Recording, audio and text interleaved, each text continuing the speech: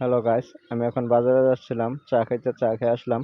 এখন দেখেন আমাদের এই রাস্তা দিয়ে আমি হাইটে হাইটে আমাদের বাড়ির দিকে যাচ্ছি। বাড়িতে যাওয়ার সময় দেখেন কত কাদা মাটি, রাস্তা প্যাক কাদা পার হয়ে যাইতে হয়।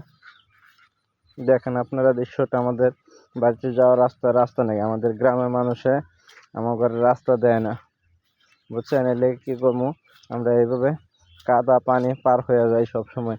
এখান দিয়ে অনেক লোকজন যাতায়াত করে বাজারে, হাজার হাজার লোক যায়, স্কুলে পোলাইফান যায়, কিন্তু তারপর আমাদের এদিকে করার জন্য, যাওয়া আসার জন্য রাস্তা দেয় না।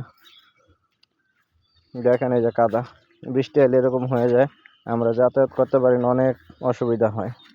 দেখতে পাচ্ছেন আপনারা, এই দেখেন রাস্তায় পানি বেজে রয়েছে।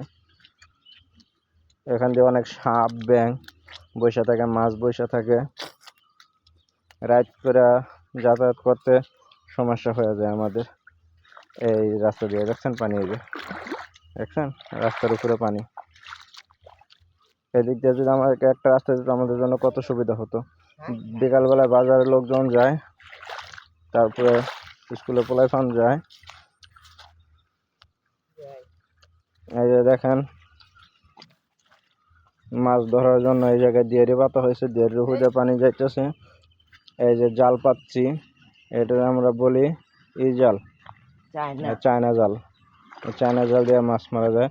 আজকে আমি অনেকগুলো মাছ ধরছি, রান্না করে খাইছি। ধন্যবাদ সবাইকে।